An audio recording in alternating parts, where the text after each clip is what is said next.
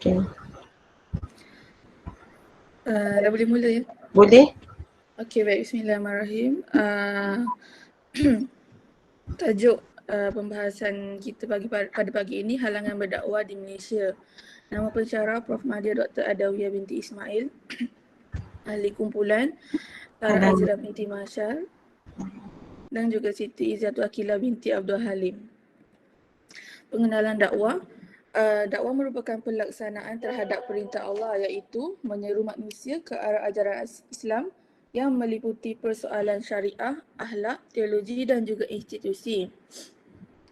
Dakwah juga merupakan satu usaha untuk mengajar kebenaran kepada mereka yang lalai. Ia juga membawa berita baik tentang nikmat dunia dan nikmat syurga, memberi amaran tentang balasan neraka di akhirat dan kesengsaraannya. Di sini kita akan bahas bentuk-bentuk halangan berdakwah di Malaysia. Yang pertama, berdakwah terhadap non-Muslim di Malaysia. Yang kedua, berdakwah melalui media sosial. Berdakwah terhadap non-Muslim di Malaysia ni, perjalanan usaha dakwah di Malaysia secara umumnya memperlihatkan perkembangan yang positif. Terutama dengan kemunculan pelbagai institusi dan persatuan dakwah yang dilihat konsisten dalam merancangkan perjuangan dakwah Islam di Malaysia. Namun fokus utama sebahagian besar gerakan dakwah ini dilihat lebih terarah kepada dakwah terhadap umat Islam dan kurang memberi tumpuan secara khusus terhadap aktiviti dakwah terhadap golongan non-Muslim. Seperti firman Allah, maksudnya sesungguhnya kamu tidak akan dapat memberi petunjuk kepada orang yang kamu kasihi, tetapi Allah memberi petunjuk kepada orang yang dikehendakinya, dan Allah lebih mengetahui orang-orang yang mahu menerima petunjuk. Al-Qasas 56. Halangan atau cabaran berdakwah terhadap non-Muslim. Yang pertama, pendakwah selain bangsa Melayu. Golongan bukan Melayu yang beragama Islam kurang ditonjolkan dalam usaha-usaha dakwah. Golongan para pendakwah Islam yang bukan bangsa Melayu ini, mereka memainkan peranan dan dilihat mereka lebih memahami selok-belok kaum masing-masing serta mampu menarik minat mereka kerana disebabkan persamaan kaum dan bangsa. Seterusnya, yang kedua, menangani pengaruh fahaman politik. Di Malaysia, wujudnya parti politik yang berteraskan agama dan ideologi tertentu. Mereka terlalu leka berpolitik sehingga mengabaikan tuntutan dakwah terhadap non-Muslim. Malah lebih bahaya apabila wujud individu Muslim yang memperlekehkan agama Islam semata-mata untuk mengambil hati pengundi penyokong mereka yang non-Muslim. Seharusnya umat Islam bijak menyampaikan maklumat yang betul terhadap non-Muslim agar tidak diperlekehkan dan disalahfahami oleh golongan non-Muslim. Dan yang terakhir, pengkhususan pengajian dakwah bukan Muslim.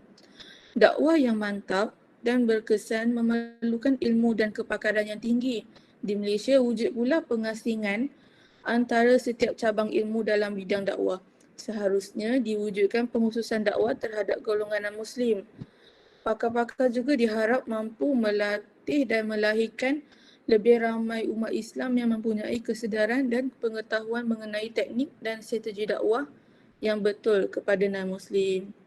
Seterusnya, berdakwah melalui media sosial, saya serahkan kepada Siti Izzatul Aqilah. Bismillahirrahmanirrahim. Saya akan meneruskan pembentangan Sarah Azira. Berdakwah melalui media sosial.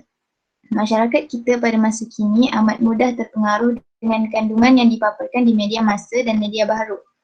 Teknologi komunikasi yang canggih membuka peluang kepada para pendakwah untuk lebih kreatif menggunakan kepakaran di dalam bidang masing-masing bagi memainkan peranan memikul tanggungjawab dakwah.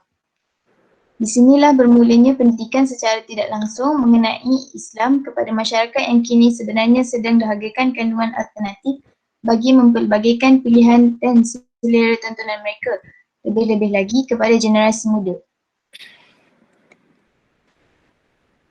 Seperti firman Allah, maksudnya, wahai Nabi, sesungguhnya kami mengutusmu sebagai saksi terhadap umatmu dan pembawa berita gembira kepada orang yang beriman serta pemberi amaran kepada orang yang ingkar. Dan juga sebagai penyeru umat manusia seluruhnya kepada agama Allah dengan taufik yang diberinya dan sebagai lampu yang menerangi. Surah Al-Ahzab ayat 45 hingga 46. Halangan atau cabarannya adalah yang pertama, mencabar konsep mutawatir. Penyampaian berita dalam Islam pada asasnya telah dibuat dengan teliti, disampaikan dari satu generasi kepada generasi berikutnya. Berdasarkan kitab-kitab muktabar yang diturunkan secara mutawatir. Kandungan maklumat agama melalui internet pula dilihat terlalu terbuka dan bebas tanpa tapisan serta boleh dilakukan sesiapa sahaja dan dimuat turun dengan bebas. Keadaan ini sudah tentu mencabar konsep mutawatir maklumat Islam. Yang kedua, penumpukan maklumat agama secara berlebihan. Ruang internet yang terbuka dan bebas sehingga boleh menjadikan semua penjelasan agama begitu mudah didapati sehingga berlakunya penumpukan maklumat agama secara berlebihan dan membawa masalah kebanjiran maklumat dan pelbagai pendapat. Ia boleh mewujudkan suasana huru-hara, tidak terkawal dan kekeliruan dalam mencari maklumat untuk dipercayai. Yang ketiga, latar belakang pendidikan. Pengguna media sosial atau internet ini terdiri dari pelbagai latar belakang pendidikan. Bagi pengguna yang mempunyai pengetahuan asas agama yang cukup, sudah tentu mereka boleh membanding, membuat pertimbangan serta menganalisis maklumat tersebut. Tetapi berbeza bagi pengguna yang mempunyai latar belakang agama yang minimum. Mereka akan menghadapi kesukaran dan menilai maklumat agama menerusi media sosial ini. Yang keempat, adab berguru. Islam mementingkan adab berguru antara guru dan murid. Pengajaran dan pembelajaran Islam meletakkan masalah kepercayaan dan keyakinan diri terhadap Allah sebagai pokok utama. Namun, media sosial dilihat semakin mendapat tempat dalam kalangan masyarakat dewasa.